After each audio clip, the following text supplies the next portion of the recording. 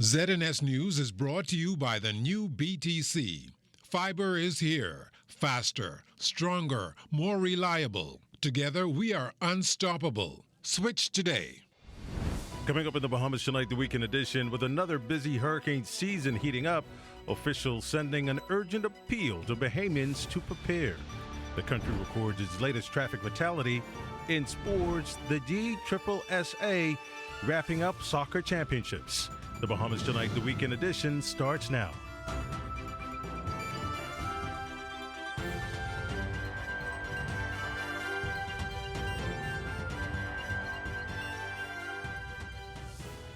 Welcome to the Bahamas Tonight, the weekend edition. I'm Desmond Saunders. Thanks for joining us. With the start of the 2025 Atlantic hurricane season just weeks away, officials of the Disaster Risk Management Authority taking every precaution and accelerating its efforts to ensure the welfare and safety of Bahamians during the upcoming season. The disaster agency mounted a community expo at the Mall at Marathon today, where key stakeholders provided tools and information to residents. Our Amaya Moss was there. Meteorologists are predicting an above-average 2025 Atlantic hurricane season this year, with an early uptick in storm activity expected this July. When a storm of disaster strikes, it's important to be prepared, and that's why officials of the Disaster Risk Management Authority remains relentless in their pursuits to spread the message of preparedness. Assistant Director of Strategic Communications for the Disaster Risk Management Authority is Shantaz Dillard-Wilson. We're urging Bahamians to not wait, to start getting ready now, even before the hurricane season starts, so that they're not scrambling when the hurricane is on their doorstep. What we find is that when you wait that late, you don't get as prepared, you don't fill in all the gaps, and that's when you leave yourself vulnerable. If you want to protect what matters most to you, your family, your loved ones, your home, your business, you should be starting now, and you should actually be working year-round to ensure that you have preparedness. Colorado State University projecting 17 named storms this year, including 8 hurricanes, 4 of which could become major hurricanes. This marks a slight decrease from its 2024 forecast, which included 23 named storms, 11 hurricanes, and 5 major hurricanes. Royal Bahamas Defense Force Officer Korea Smith urging Bahamians to remain vigilant. Listen, Hurricane Dorian has taught us a lesson. And the beautiful thing about life is you can go on another day learning from what happened yesterday. Hurricane Dorian has taught us so much, and being prepared is one of the most important things. The Atlantic hurricane season officially begins June 1st and ends November 30th. This is the first of many exhibits planned by the disaster agency to ensure Bahamians are ready for the storm. Reporting for the Bahamas Tonight, I'm Amaya Moss.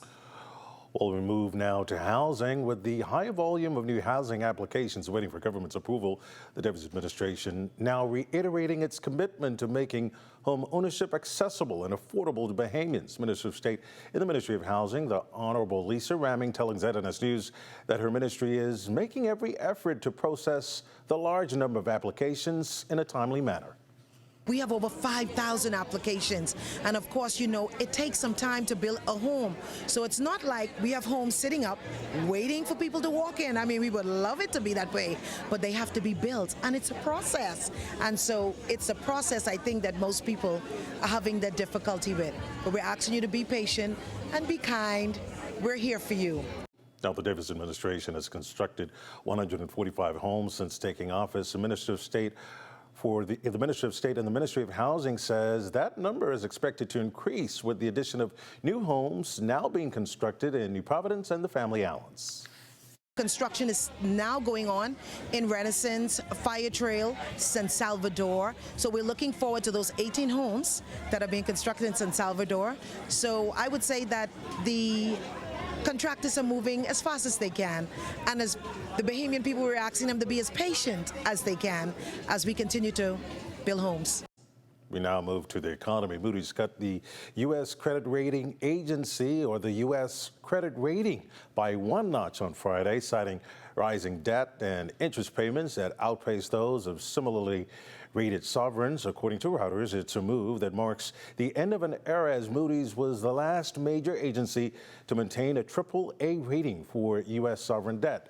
The Reuters article went on to say the downgrade to AA1 from AAA follows a change in the outlook on the sovereign in 2023 due to wider fiscal deficit and higher interest payments, and comes as the U.S. Congress debates tax and spending plans that could deepen the U.S. fiscal hole.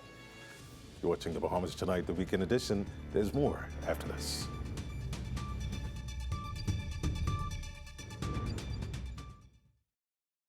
This portion of the news is brought to you by Bahamas Striping Group of Companies. Safety first. Well, thank you so much for staying with us. Police probing a serious traffic accident that resulted in the death of an adult male during the early morning hours. Reports are that shortly after 5 o'clock this morning, officers arrived on Charles Saunders Highway, where they observed a damaged motorcycle and an unresponsive injured male. According to reports, the victim lost control of the motorcycle and collided with a median. EMS personnel were called in. They examined the male and determined that he had passed away. Investigations into this matter are ongoing. Emergency medical specialists who provide critical medical care to thousands in need being celebrated this week during Doctors Hospital Community Health Fair, the Mall at Marathon. EMS specialists at Doctors Hospital, James Iferenta. So emergency medical services is a service that was started in the 1900s. It's all about extending life. It's all about the golden hour. This week we celebrate all of the persons who provide emergency medical care. We have in that space paramedics, flight medics, EMTs, first responders, physicians, nurses, respiratory techs. So it's a whole cadre of people.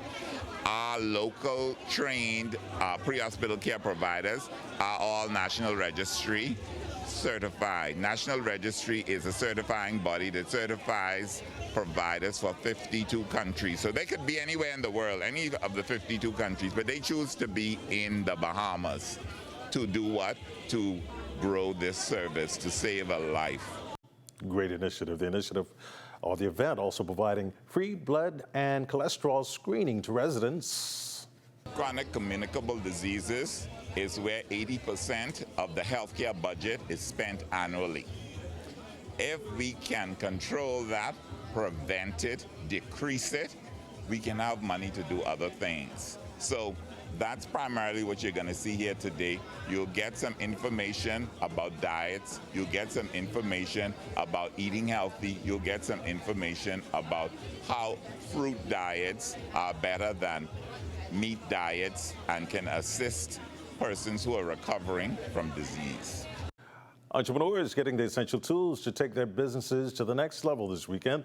The Small Business Development Center hosting its annual entrepreneurial training session at Golden Gates World Outreach Ministries. The event featured a pitch competition where business owners marketed their ideas to angel investors. Minister of Labor, the Honorable Pia Glover Roll. It's important to provide the training so that there's longevity and sustainability. I can have a great idea, but if I don't know how to engage that idea, if I don't know how to follow the process, it will fail. So that requires training, that requires advice from experts who have gone the road, who have taken the journey, and it's called benchmarking. You don't have to make the same mistakes that I did as an entrepreneur. I can share my knowledge with you and help you to get past that hurdle. Small Business Development Center marketing lead Alexia Johnson says that the main goal of the event is to provide participants with the opportunity to network and receive the adequate resources to pursue their dreams. We know that people are busy throughout the work week. They may be running their businesses or they may actually be working their full-time jobs and don't have an opportunity to meet with a lot of the different vendors that we have represented here today. So the hope is that when they attend this event, they'd be able to get the information and knowledge that they need and be able to get the answers to the questions that they have so that their businesses can thrive. ZMS Total Sports is up next.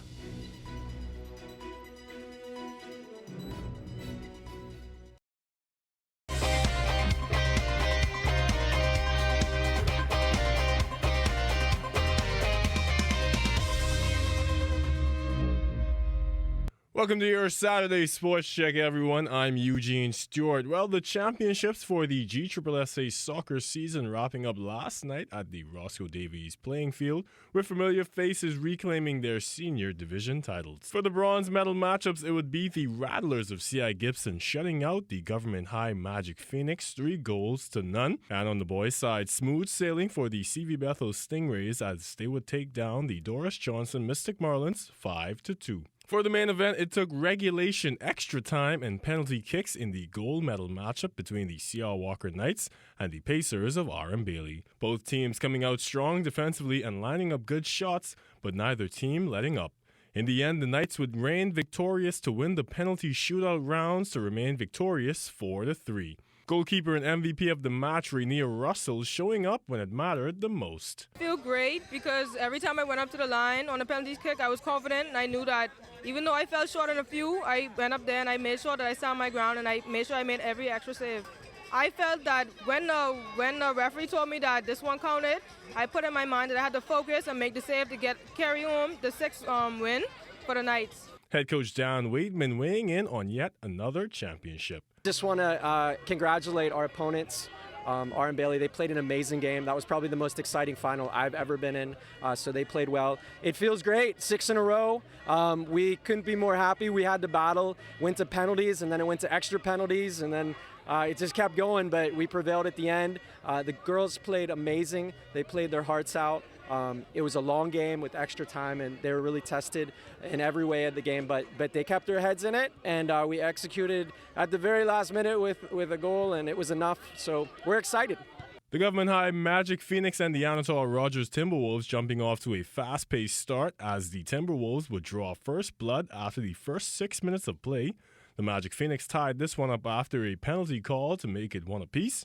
Before the half, Anatole striking back would make this one 2-1. After the half, the Timberwolves clawed their way to victory to knock the Magic dust off the Phoenix 5-1. Head coach Cleon Carnegie on back-to-back championships for his lads. We were well prepared, we warmed up properly, and we reminded guys of how tough it can be against GH and to put our hay games out there and play their position and move properly. And cover the grounds, the matchups. We knew who to look out for in the matchups, and they did their jobs perfectly. I'm so proud of them. And that's been your Saturday Sports Check, everyone. I'm Eugene Stewart. Stay tuned. We've got weather when we return.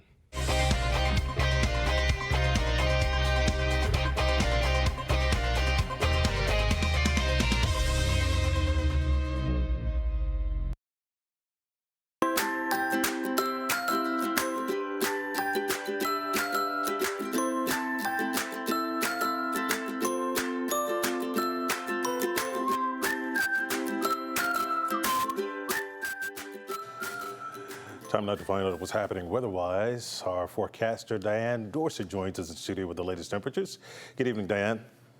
Well, Desmond, it looks like that strong area of high pressure is still hanging on across the Bahamas, which means we're in for more dry, sunny, and hot days ahead.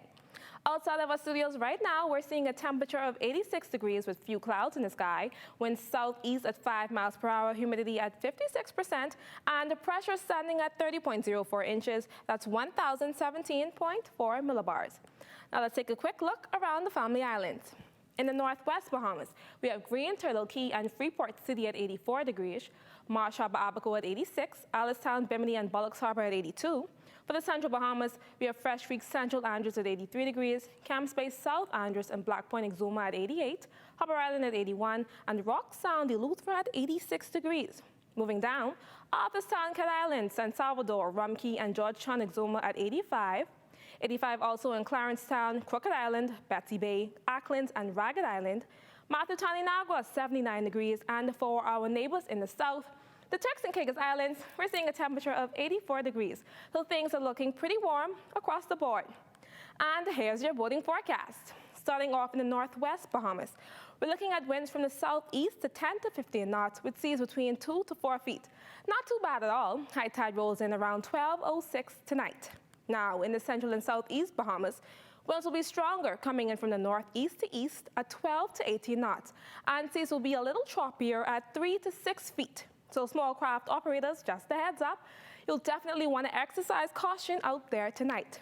Now looking ahead to tomorrow, in the northwest Bahamas, winds will die down quite a bit. We're talking light and variable with flat, calm seas. Low tide comes in at 6:42 a.m. with high tide at 12:30 p.m. So it's looking like a pretty ideal day to hit the water if you're planning a boat trip. As for the central and southeast Bahamas, winds will ease up quite a bit there too, shifting northeast to east at 10 to 15 knots, with the seas calming to 2 to 4 feet. Definitely a nicer setup than what we've been seeing the past few days. Now let's check that satellite picture out. We're seeing a few clouds drifting just north of Grand Bahama and Abaco, but for the most of the country, it's clear skies and calm seas, exactly what we like to see this time of year. Tonight, we're expecting clear to partly cloudy skies and a low of around 75 degrees. So very mild, very comfortable. And tomorrow, well, we're in for a real treat. A great day unfolding with plenty of sunshine and a high of about 86 degrees, which, as you might expect, is right on target for midday. Now, looking ahead into the week, from Tuesday straight through Sunday, we're expecting a real surge in heat with above average temperatures and heat indices climbing between 94 and 106 degrees. So here's your friendly reminder. Drink lots of water, take breaks in the shade, and don't overdo it in the heat if you can. That's it for your weather outlook. Enjoy the rest of your evening. Desmond. Well, good advice there, Diana. That ends the Bahamas Tonight, the Weekend Edition. We thank you for continuing to make ZNS your first choice for news and information, as only the sun covers the Bahamas better than ZNS. On behalf of the entire team, thanks for watching. Have a good night, and I'll see you back here tomorrow night.